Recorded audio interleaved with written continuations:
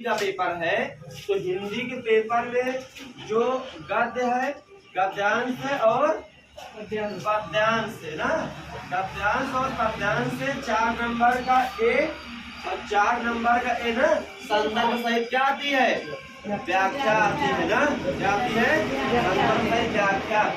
तो जैसे पहले गद्यांश बा तो गद्य का मतलब होता है, जैसे मान लो कोई पूछ दो गद्य और पद्य में अंतर, तो गद्य का मतलब हो जहाँ कहानी बताई जाए, जिसमें कहानी चर्चा की जाए।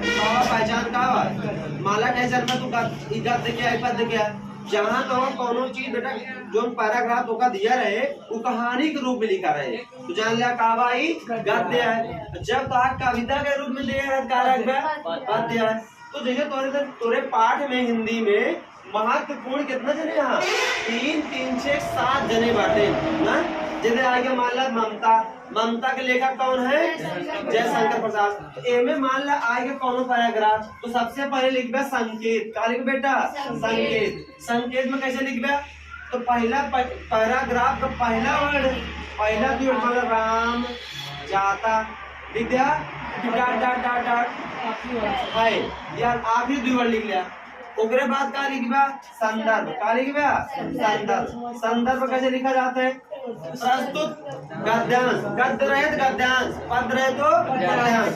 नामक पाठ, नामक पाठ मतलब मान ला कहा ममता वाला बात तो लिखबा प्रस्तुत है हमारी पाठ पुस्तक ममता नामक पाठ से दिया गया है, इसके रचयिता जयशंकर प्रसाद जी हैं पहला। फिर उसके बाद क्या लिखबा व्याख्या।